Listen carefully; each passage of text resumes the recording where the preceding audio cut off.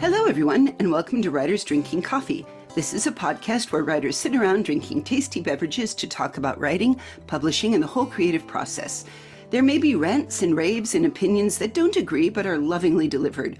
We will not censor ourselves, so consider us PG-13. This is episode 215, 120 Murders with Nick Mamatas. Welcome back, Nick. Oh, thanks for having me again. Well, it's my delight. I actually just got in my mail your newly released anthology, 120 Murders. Really liked it. Read it twice. Okay, there was one story I skipped the second time, but all of them. It was fabulous. You have done anthologies before, and we've talked to a couple anthology collectors, Sean Patrick Fannin, but I'd like to get a little deeper into the mechanics of this one because it has a different feel than other themes have been. So, did you have a pitch? I mean, when you first said, I want to do this, what was your pitch? My pitch was that, and it's more or less the same as what happened.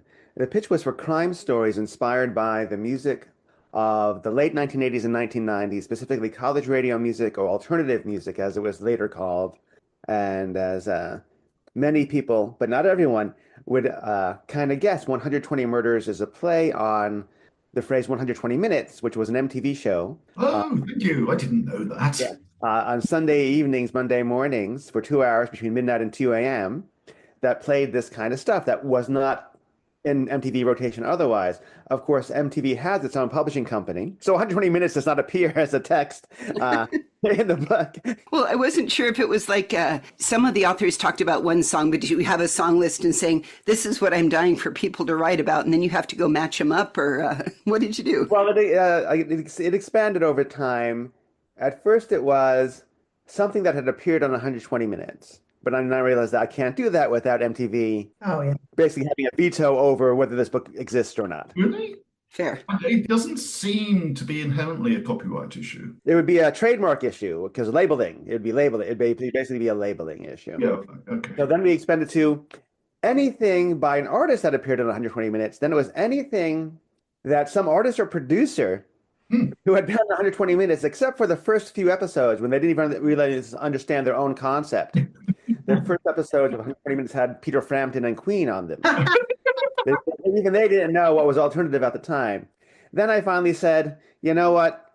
I know it when I see it. You pitch me a song, and I'll say yes or no. And then finally, with Jeffrey Ford, who, as far as I know, does not listen to music, said, oh, you do an anthology? Can I have a story? I got a story for you. And I said, okay, Jeffrey, this is a great story. Here are 3 songs that kind of match. Pretend to like one of them. and write a little summary of that. And that is why Jeffrey Ford's a huge fan of Black Flag all of a sudden.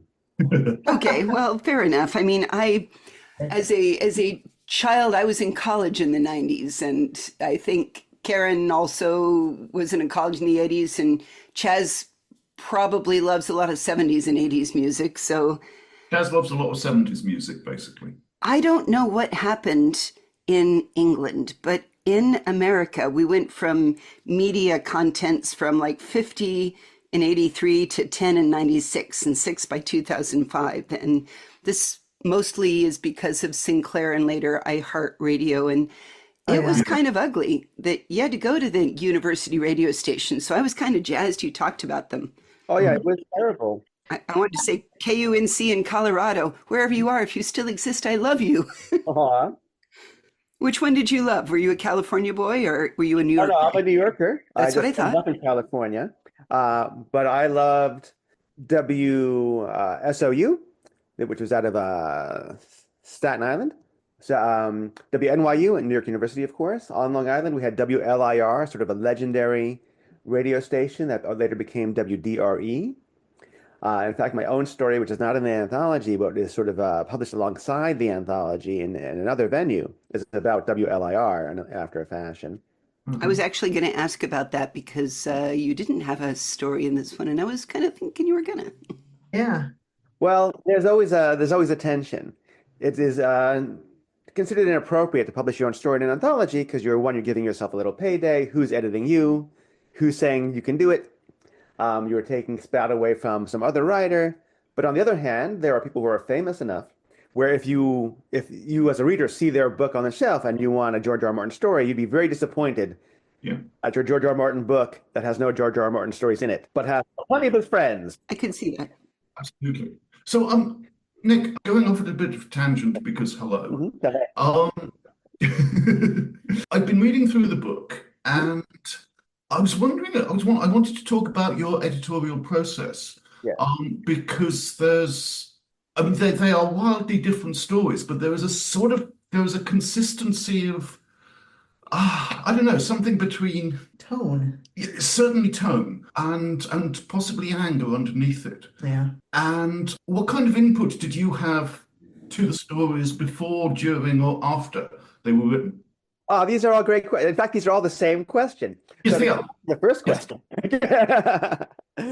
they asked was, how do we conceptualize it? Well, we conceptualized it through this set of music, but it was originally a crime fiction anthology, crime and noir. But crime and noir, as it turns out, is only published internally. That is, every time we sent our pitch to a publisher, they said, "This is a great idea. If only we had thought of it." Yeah. Unlike Okay. science fiction, fantasy, and horror, there's not really a large number of anthologists who are outside the salary system Right. who can sell a book, sell an anthology. And so we started tweaking the edges of it to allow gothic, to allow the supernatural, which is still crime in a level. I mean, if I read an issue of Ellery Queen Mystery magazine, there's a ghost story in every issue. Yeah. Usually like a very light ghost story, somebody's helping solve a crime or something like, or Jane Austen's ghost shows up, something like that. Yeah. But I wanted it darker. Well, I wanted to throw that the opening story wasn't really crime at all. Read it again. It was the hardest one for me to read because I had a niece who went through a 5 day not sleeping, somewhat technicolor adventure of art. Hmm. And it was like, oh crap, he knows her. And I was going to say, rather than noir or crime, do you like the label transgressive fiction? That's also a great version of the same first question. We're getting there. We're getting there. Kind of, because I'm going to say nobody killed anybody in the first one, and technically, I guess you can say that she died, but at the same time, there's still a different person that's there. So what is death? But yeah, Yeah. Well, in many places, suicide is a crime. Yeah. That's true. It was a crime in the UK. Yeah, but only if you fail at it. If you're successful, never mind. yeah. Yeah. What are you going to do? Throw my corpse in jail? That's right. And squatting is a crime. You know, the one thing is that we're all felons. You commit 3 felonies a day in the United States. You ever throw away mail that came for a prior tenant, you're a felon. So crime is huge. Yeah. In fact, one of the reviewers on Goodreads, and I don't normally read Goodreads. I think it's beneath me. I think it's all authors. But when the book first came out, I had to take a peek, and there was somebody who did not understand 120 Murders. As I mentioned, it's sort of based on this show, but her thought was, were there even 120 murders in the book? Uh, did you One of the count? stories is about 9/11, the events of 9/11. So there were Ah, thousands of murders in the book. Yeah, there were. Yeah. But I chose this musical era because one, because I love it, and two, because I really think it is a moment of lyrical complexity and irony that lends itself to darkness in a way that other genres and other eras of pop music don't. And I think that is what informs the tone of the stories that Chaz was yeah. perceived. Yeah. Because I chose people who are really interested in the music. Some of them are professional music critics. Some of them are musicians, like Josh Mallerman is a touring musician. Wait, weren't we all in a band in the 90s? I thought we all were. That's Well, just Am I everyone alone messes here? around. The same way that everyone's written 2 short stories. Right. But what I got out of it is basically I have been on a warpath against weaponized nostalgia that we got shoveled by the Hayes Act. And this is why I've said people should write memoirs, people should write stories, and people should write stories like the ones that were in here because the kids are not okay. And I don't think the kids were ever okay. No, the Never. kids are never okay. Thus, Kara Hoffman's story, which we were talking about a moment ago, with Yeah. that yeah. kind of a ghost story, and is noir in that it is black, like it is a black fiction, Mhm. dark as opposed to like a mystery, or there's some conundrum that needs to be solved. It is unsolvable. the way that death is unsolvable. And I am heavily fascinated by the intersection of horror and noir and transgressive. Yeah. We have people like Todd Grimson's story, the late Todd Grimson's See America, which is kind of like cyberpunk. It's about gay androids Yeah. running around a post-apocalyptic environment where everything is a crime. Well, I was actually going to ask if we could safely presume that your writers are all over 40 because were they there in the 90s? Are they all over 40? Just kind of, That's a good question. Is everyone over 40? Let me see. I don't know how old Cyan Katz, who is a debut author, right. is. They're one of these ageless people. If That's you saw fair. their photo, you would say, "Oh, is that person 30? Are they 50?" And Well, it's I don't want to go over the quote that, if you remember the 60s, you weren't really there in the That's 60s. right. Well, yeah, mostly everyone's over 40. Almost everyone's over 40. Is Jennings 40 yet? Yeah, I guess he's 40 by now. I mean, you get a lot of street cred if you walk around. I went to Toronto last year and said I was giving talks on AI during the day, and at night I was busy because the Leafs called me up to drive the Zamboni. And that, which is once I was the king of Spain for people who know Canadian bands, but suddenly they could listen to me because I knew Canadian music from the 90s. I must be okay. So there's a lot of bonding that can happen with music. Absolutely. And sort of a lot of weird things too, because people often come away from, say, punk or post-punk thinking, this is the music not just of a generation, but of a certain set of political stances or a certain conception of how the economy works, whether one can sell out or not.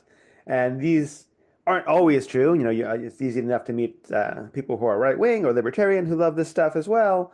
And the conception of selling out. But we asked, which machine did you think they were raging against? Exactly. Yeah. Exactly. Yeah. And the concept of selling out and what it means to be popular or successful are somewhat different. And so I try to capture all of that stuff too. Well, it stopped being quite so polished. I mean, weren't the 90s kind of the rise of grunge in a lot of ways? So you did get the Seattle bands, you got the Gothic, you got a little bit more ska and Bob Marley too. And the lyrics did get interesting. I mean, they weren't quite the protest.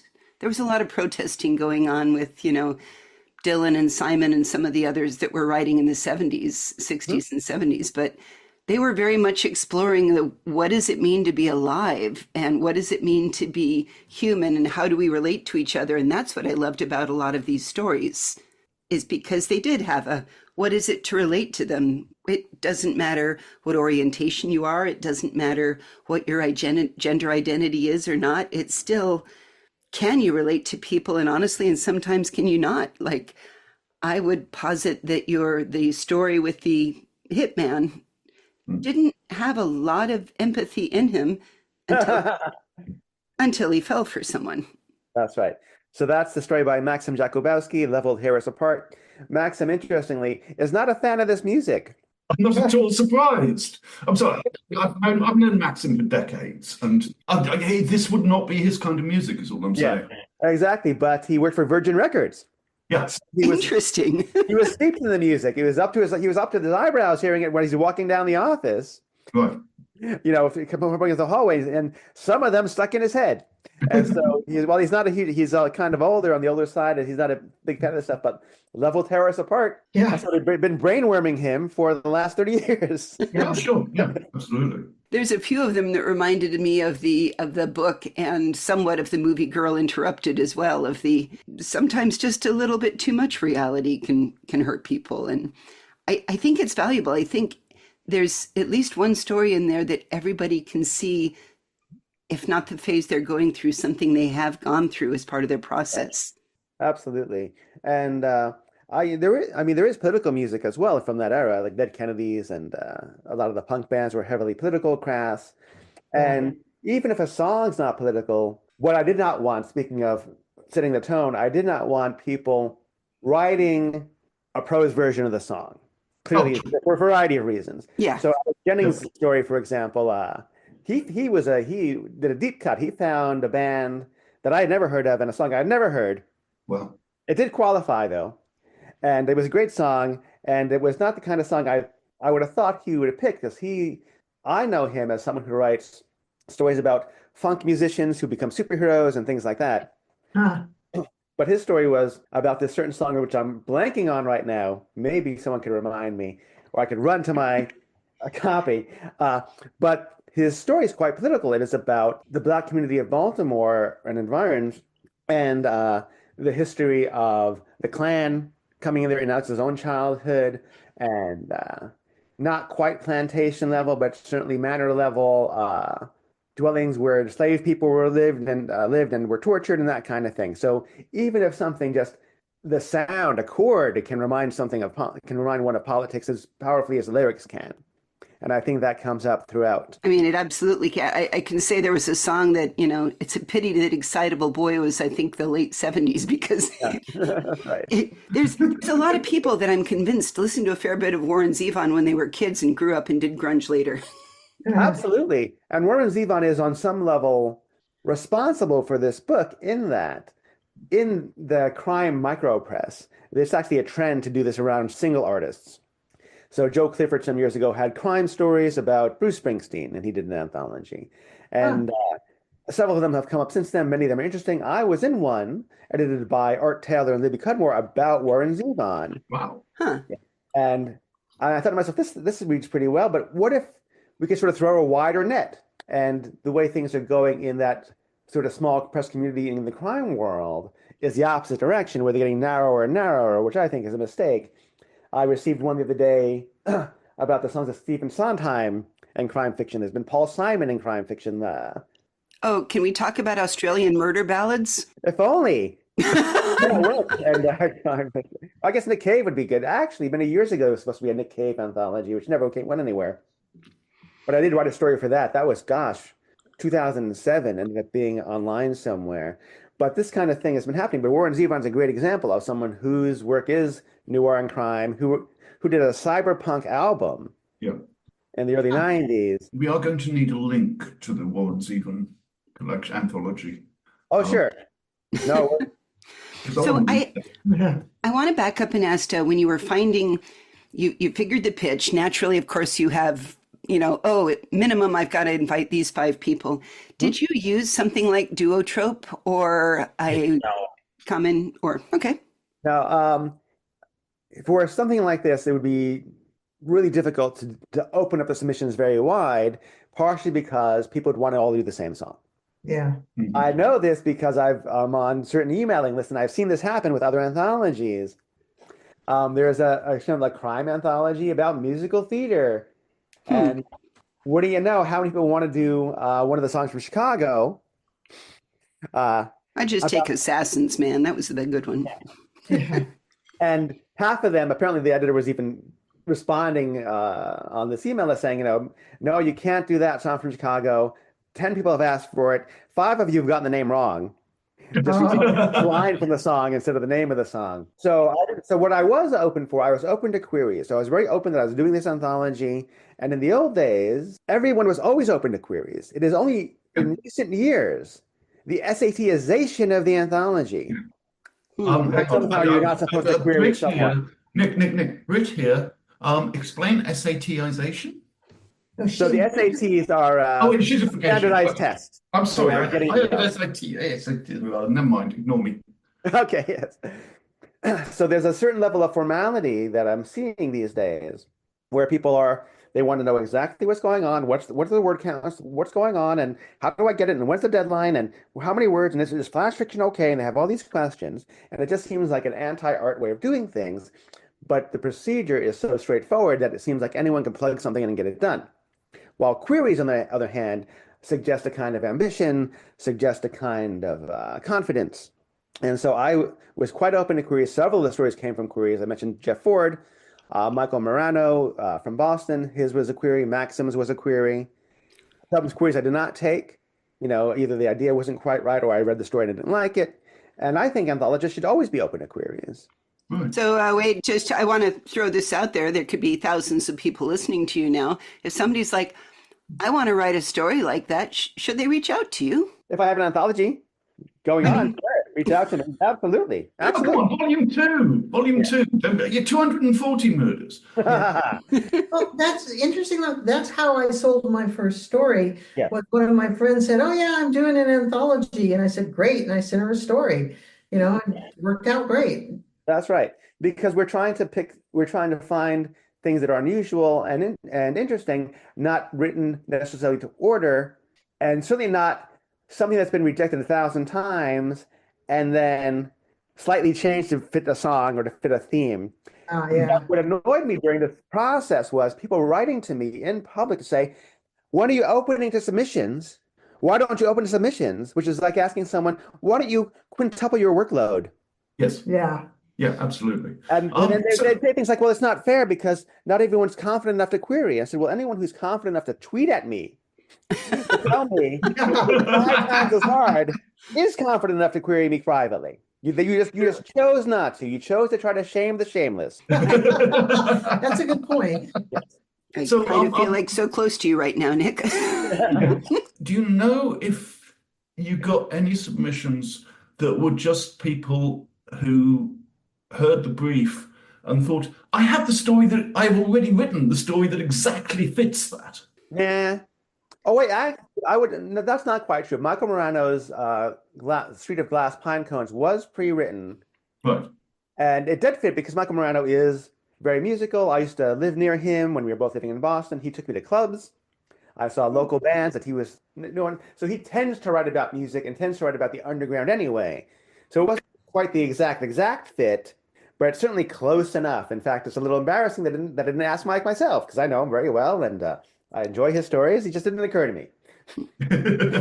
Which is one of the reasons why the Crease for it, to say, hey, remember I exist? And like, because I know a lot of people and I read a lot of short stories and I can't help everybody and I'm an imperfect human being, as are we all. So a query is a good reminder that, oh yes, you would be a perfect fit or a near enough perfect fit. I did like the glass pine cone. It had very much a complex dream sequence feel to it that made you, what is consciousness? What an interesting question. And that's the kind of thing that is dark without being horrific, which is why I think it might have been in Michael's, this is just a guess, why it was been in Michael's inbox or trunk for some time, because the horror field today seems focused on one of two things, one of which is good, one of which is bad. The good thing is the rise of queer body horror. Mhm. I think is quite interesting and some really compelling, fun, scary stuff. And almost everything else is still the regeneration and recreation of Stephen King stories Yep. or the childhood experience of reading Stephen King stories. So if you're not doing the latter and you're not quite the former, you tend to fall between the gaps. I don't know. I kind of like John Baltusberger's love for the kaiju industry. Yes. I mean, I was going to actually say, didn't you? Are you still working for that company that does manga translations? Because kaiju ought to be right up your alley there. Yeah, I do. I do work for Seven Seas Entertainment as a manga editor, and I'm just saying we all know between Godzilla and King Kong who was on top because, well, Godzilla has a cloaca, right? that's right. I will say, I'm not prepared to talk about my day job all that much because there's publicity people who do this for a living and that kind of Right. thing. But I will say, speaking of kaiju, I did just finish editing the novelization for Godzilla -1 for my day job. Ooh. Did That'll you be now? coming out pretty soon. Well, then I will make a point of putting the link to Seven Seas Entertainment so people can follow up and watch that. Fantastic. Excellent. Lovely. That'll make them happy, I hope. Yeah. So when you went to go edit these, I mean, you weren't really so much content, were you line editing? How do you go about editing? Oh no, I edit a lot. I am a real editor. Excellent. I'm not an approver. I'm not a name taker or temperature taker. So for William Boyle's story, for example, William Boyle is one of my favorite crime writers, and also a person I follow online because of his music and movie recommendations. He knows everything, and he has fantastic taste. And his story was brilliant, but the first draft of his story had someone who had an axe for self-protection against men who might come, she'd bring home with her, but the axe was in the wrong place in the apartment. It was Ah, by the front door. oh, It could clearly be in the back where she could reach it as opposed to where they could get it. Yeah. They yep. don't want to leave. And Yeah. I took an axe from my backyard that my landlord had around and brought it into my apartment and swung it around and tried to work out the choreography, and I wrote him back saying, I love this story. Can the axe be here? That's the kind of I will throw out one true fact that it is most often, if men have invaded the houses of women, they tend to be shot in the bathroom or kitchen most often Huh. right. because that's where women retreat to Mhm. where they feel safe Yes. ish. Yeah. Okay, so I'm not a normal woman then, but Well, nobody ever said you were, Karen. I know. Steady now. No, she wouldn't want to be normal. I would totally retreat to the kitchen because that's where all the sharp things are. That's Well, right, exactly so. There all your weapons are in the kitchen. Your sharp things, your sprays. Easy Off will take a face off as much as anything else. I'm just saying they even have, between the aerosolized, different oils. That's Absolutely. really hard to get out of your eyes and face. I That's know. right. Somebody pushed it on herself accidentally, having a clever Oh, moment. And Cyan Katz's story, Show Must Go On, which is about a ministry-like band experiencing things over the course of a multiverse, was in its first draft actually about ministry and actually about Al Jorgensen. I had to say, this guy's still alive. You can't just write a story about him. dear. You got to change it around a little bit. Exactly. So I did things like that. Mhm. And there was a book that I've been reading by Lisa Serena Michaud called Somewhere in Hollywood by, this pair of kids that started out in New York and made their way out to LA and then discovered that it's not just easy forming a band and getting gigs, etc., as they thought it would be. And it comes its own surreal and darkness, especially when everybody's trying to figure out who they are. And I like the idea of the transformative genre generally, just because each one of these, whether for good or bad, somebody's changing. Absolutely.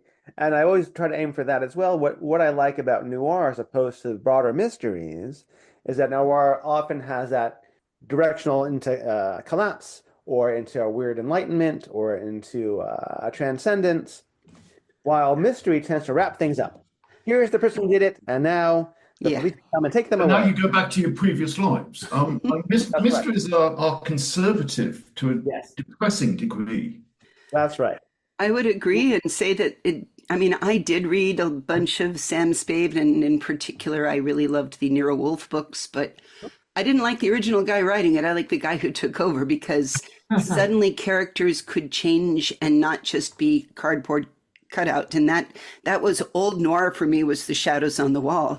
I love what you've done with the new noir of saying these are three-dimensional shadows. These could be you. This could have been. That's right. Thank God we did not have smartphones when we were teenagers. Absolutely. And this is part of editing as well. Like one thing that is a very common trend in short fiction of all sorts and all genres is concluding a story with a one sentence paragraph. Hmm. And I tried to make sure there were as few of those as possible. Make up a fake example for us here. Yeah. And then they all began to scream or something like that. Oh, fair. Even when I write, I say, if I have a one sentence paragraph, I always think, can I put that in the previous paragraph? Oh, it works fine. And as a buyer, as a reader of anthologies, in the store, I will flip through an anthology and count how many stories end with a single sentence paragraph.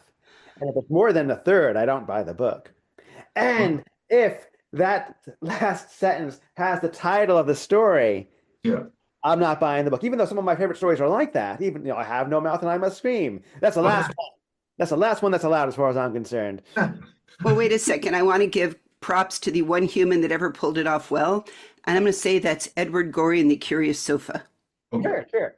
Because remember, everybody crowded into the room, and I think it was like Sir Egbert shut the door and started up the machinery in the sofa, and everyone began to scream. And that was a perfect place to end a comic. Absolutely. I'm sorry, I'm still with Nick and Harlan there. Yes. Yes. I once entertained the illusion that I had perhaps written the shortest single line chapter in publishing history because it contained 3 words. And then I discovered, I started reading my friend Lindsay Davis's Falco books. And oh God, she has a passion for the one-word chapter. Oh, yeah. Ah, They can be very powerful. I use this in my teaching in my creative writing class, I say I'm going to write a paragraph on the board, and here's the paragraph. I tell them to entertain themselves while I write this whole paragraph down. And I just write the word soldiers, and then I ask them the questions: How many soldiers are there?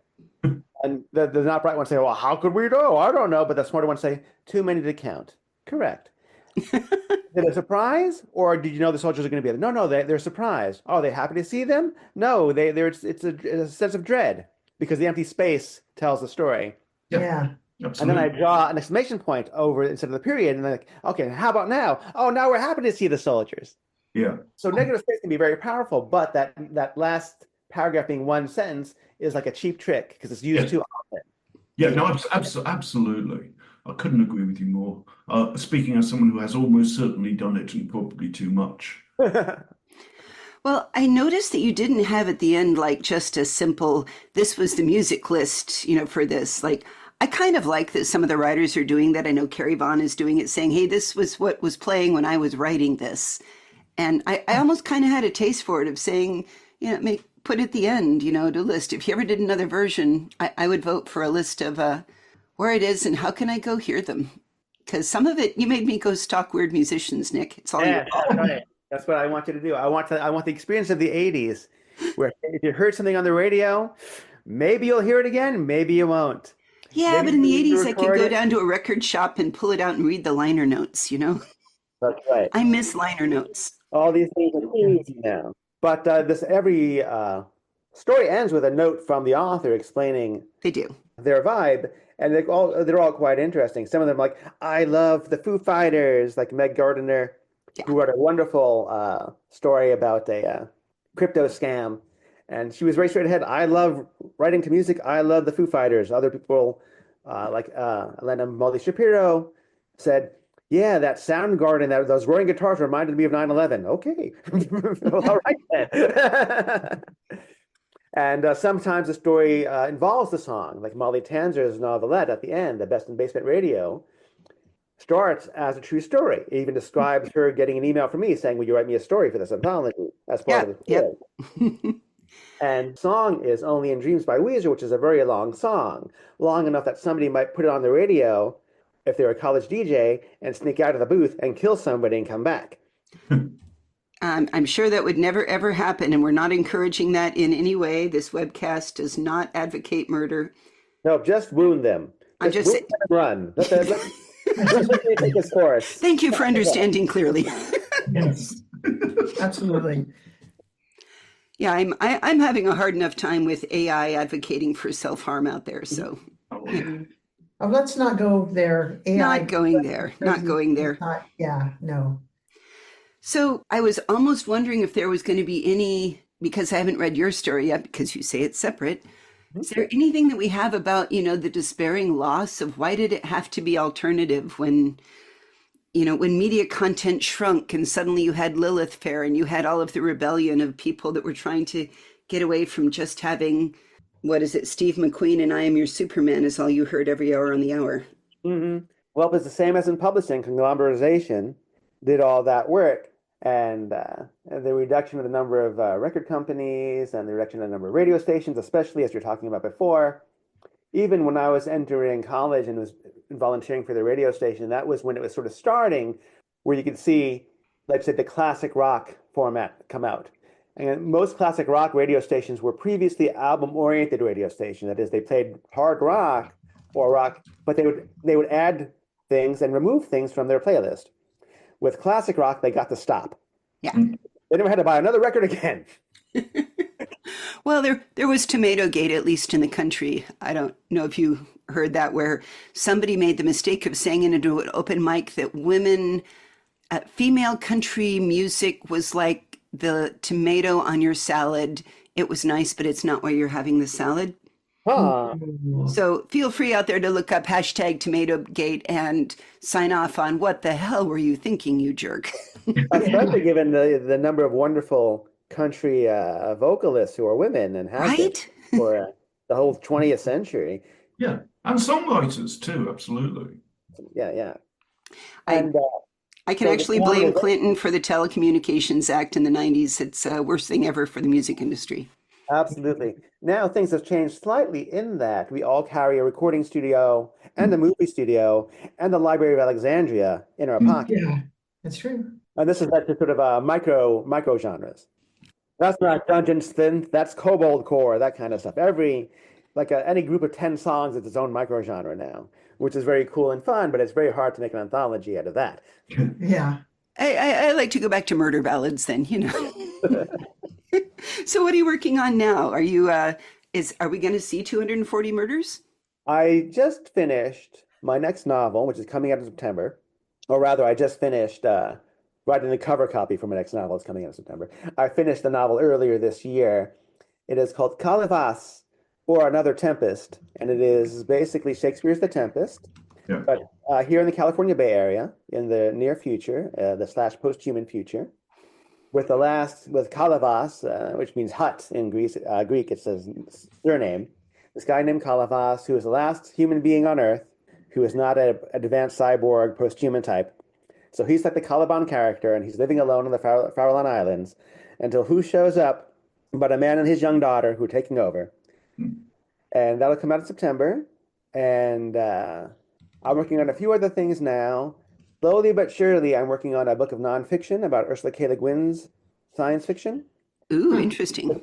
specifically looking at the intersection of anarchism and Taoism in Oh, her wow. work. Okay. Yeah. And it's the problem with that one is that it's the one chapter on Omelas is getting much longer because whenever anybody puts out one of these terrible Omelas fix-it stories, they got to write a paragraph about how terrible it is and how bad idea it is. And they just keep coming. Well, yeah, this is, not a cheerful time, so, can expect it. So Nick, I actually just a couple months ago finally got to read The Future is Japanese, Ah, yes. which I enjoyed quite a bit, that you edited, and thank you. That was really good. I bought it years ago. I finally got to read it. Yeah, I co-edited that with Masumi Washington. That was one of these day job anthologies. I was working at the time for Viz Media, another company that does manga, but I was the not manga editor. I was doing their novel series and their art books for Studio Ghibli. And one of our smart ideas was to do anthologies about Japanese futures, where some of the stories were from Japanese authors in translation, and others were from non-Japanese people writing about Japan. And it came out in 2012. One story in there, Mono no Aware by Ken Liu, won a Hugo Award in 2013. And I often think back to those anthologies. I did one for fantasy called Phantasm Japan and one for crime called Hanzai Japan. And I often think back to them thinking, had they come out in 2018, 2019, 2020, would they have been criticized very harshly for daring to have a non-Japanese person write about the future of Japan? Yeah. Yeah, absolutely. Yeah, and certainly Ken Liu's story in America got some controversy. It's a very famous story. You can read it online now. Because it is about the last Japanese person in the world on a spaceship as humanity is trying to evacuate, sacrificing himself. And we certainly had some letters and some complaints from people who were not Japanese saying, how unfair is that the book opens up with one Japanese person who sacrifices himself for non-Japanese, written by a non-Japanese, and what are you trying to say? And how dare he? Now, of course, he won a Hugo Award, so it wasn't like it was very unpopular. He dared pretty well, is what it sounds like. Yeah. In Japan, people were like, "Oh my God, is Ken Liu secretly half Japanese? This is the most Japanese story of all time." Yeah. How did he do it? It's incredible. Exactly. Well, we will put links to the fascinating things we've discussed during this episode on our website, which is www.writersdrinkingcoffee.com.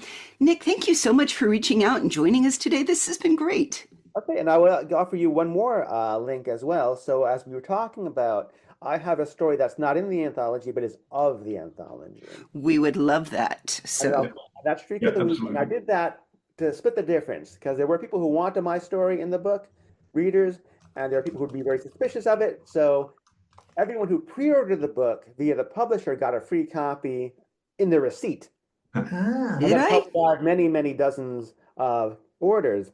Now that the book is out, I've published it on Tough Magazine, an online crime magazine. It's called Shriek of the Week, and I'll give you that link as well. So I'll link to, I hope, my favorite bookstore, East Bay Booksellers. I have a list of your East Bay Booksellers, Rodden Books, I probably said wrong, Powell's and Right on. Paperback, and I always say Amazon if you must. Right. But you can also buy the ebook from Waitlist Books. That's the Kelly Link, Gavin Grant online ebook bookstore. And then you actually own the book. It's yours. Yeah, Please send me that link too. I would like to Okay. provide people with options. That's Yes. right. Excellent. You've been listening to Writers Drinking Coffee, a labor of love and enthusiasm put together by the hosts. Our main web magic is cast by Deirdre Schween, and our sound engineer is Ksenia Chernievskia, with backups by Dave Welsh and John Schmidt. Our intro and exit music, although not from the 90s grunge, is still provided by Michael Engberg, who lives down under and runs Tin Can Music School. Our podcast sponsors are Jackal Designs, The Bean Stream, Arm Street in Ukraine, and wherever you take your notebook or laptop to write. And hey, thanks for listening.